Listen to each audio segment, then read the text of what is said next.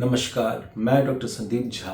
मैं एक liver disease specialist और लिवर ट्रांसप्लांट सर्जन हूँ और मुझसे अक्सर पेशेंट पूछते हैं कि डॉक्टर साहब मुझे सिरोसिस है और मेरे पेट में पानी बनना शुरू हो गया है या पेट फूलना शुरू हो गया है, तो ये क्यों हो रहा है?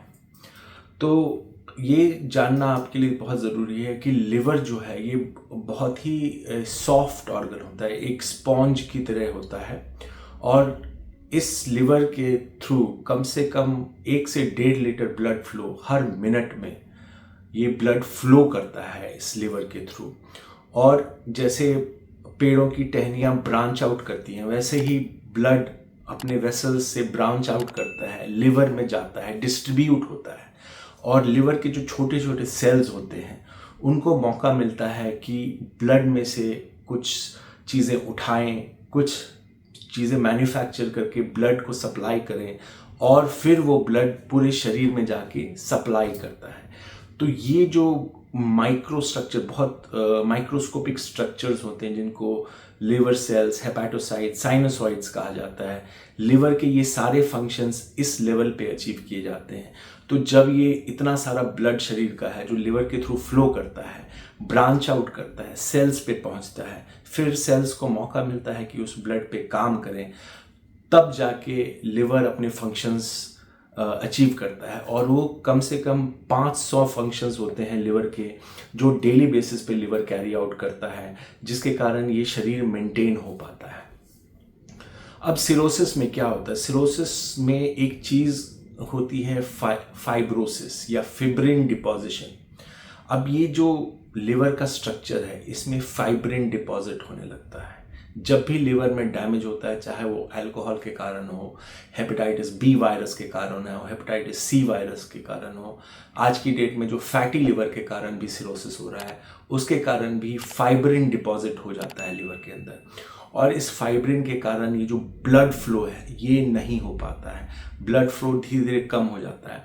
आप इसको ऐसे ही मान सकते हैं जैसे एक पानी का नलका होता है, तो इनिशियली पानी का फ्लो बहुत अच्छा होता है नए नल में, लेकिन अगर आप किसी ऐसे एरिया में रहते हैं जहाँ पे हार्ड वाटर आता है, और जैसे दिल्ली हो गया मान लीजिए, हार्ड वाटर आता है, वो धीरे धीरे प्लाक्स डिपॉजिट होते हैं, वाइटिश वाइटिश देखते होंगे, प्लाक डिपॉजिट होता है और फ्लो, टंकी का फ्लो धीरे धीरे कम होता जाता है और फिर आपको उस प्लाक की क्लीनिंग करानी पड़ती है, तभी जाके फ्लो वापस से नॉर्मल आता है उसमें।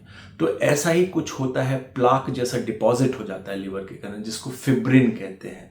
तो ये फिब्रिन डिपॉजिट होता है क्योंकि लिवर में डैमेज होता है, लिवर रिपेयर करता है और फिर फाइब्रिन डिपॉजिट हो जाता है उसके ऊपर।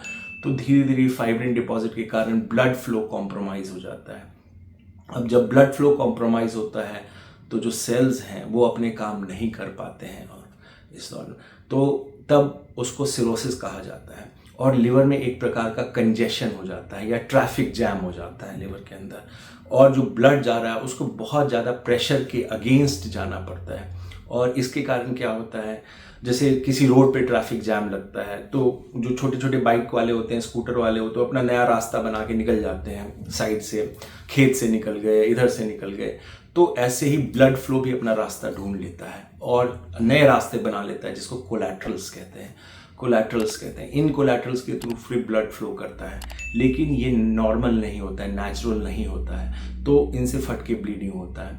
और जो पानी होता है ब्लड में, ब्लड का मेजर कंपोनेंट वाटर होता है और ये वाटर जो है इतने सारे कंजेशन या ट्रैफिक जैम के कारण ब्लड वेसल से निकल निकल के पेट में इकट्ठा होता है। और जो पेट का स्ट्रक्चर होता है उसमें एक ऑर्गन होता है इंटेस्टाइन, जो कि एक ट्यूब है। आपका जो पेट है उसके अंदर एक और ट्यूब जा रही है जिसको इंटेस्टाइन कहते हैं। ये ट्यूब आपके माउथ को कनेक्ट करता है, आपके पॉटी वाले या एनल एरिया से कनेक्ट करता है। तो जो आप खाना खाते हैं वो सारा प्रोसेस होके, डाइजेस्ट होके, एब्जॉर्ब होके नीचे पॉटी के रास्ते से निकलता है। तो ये ट्यूब जब आपके पेट के थ्रू जा रही होती है तो इसको इंटेस्टाइन कहा जाता है। तो इस इंटेस्टाइन और आपकी जो पेट की वॉल है उसके बीच में एक पोटेंशियल स्पेस होता है। इस स्पेस में फिर ये पानी रिस रिस के इकट्ठा हो जाता है और इसको फिर एसाइटिस कहा जाता है।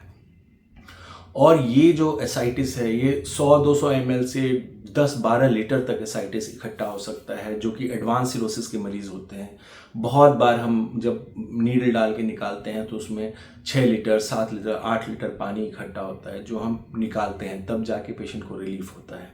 तो ये एसाइटिस जब पानी बहुत कम होता है तब वो टैबलेट से ट्रीट हो सकता है, दवाइयों से सेटल हो जाता है। लेकिन जैसे जैसे सिरोसिस एडवांस करता है बहुत ज़्यादा पानी इकट्ठा हो जाता है। जैसे कि मैंने कहा, इट इज़ वेरी नॉर्मल कि 5 से 6 लीटर पानी पेट में इकट्ठा हो जाए और फिर दवाइयों का उस पर असर नहीं होता है। फिर हमें नीडल डाल के उस पानी को बाहर निकालना पड़ता है, जिसको लार्ज वॉल्यूम पैरासेंटेसिस कहा गया है। तो इससे ये पानी निकाला जाता है। और अनफॉर्चुनेटली अगर किसी सिरोसिस के मरीज़ को इतना पेट में पानी बन रहा है तो उसके पास एक सिंगल ऑप्शन होता है, वो है लिवर ट्रांसप्लांट कराने का। अदरवाइज़ ये सिलसिला हर हफ्ते 2-3 बार मरीज़ को हॉस्पिटल लाके पेट का पानी निकलवाना पड़ता है। तो अगर आपको लगता है कि इस वीडियो में इम्पॉर्टेंट इन्फॉर्मेशन है और आपको फ़ायदा हुआ है तो प्लीज़ शेयर करिए, लाइक करिए और सब्सक्राइब करिए मेरे चैनल को, जिससे कि ये इन्फॉर्मेशन ज़्यादा से ज़्यादा लोगों तक पहुंच पाए। धन्यवाद।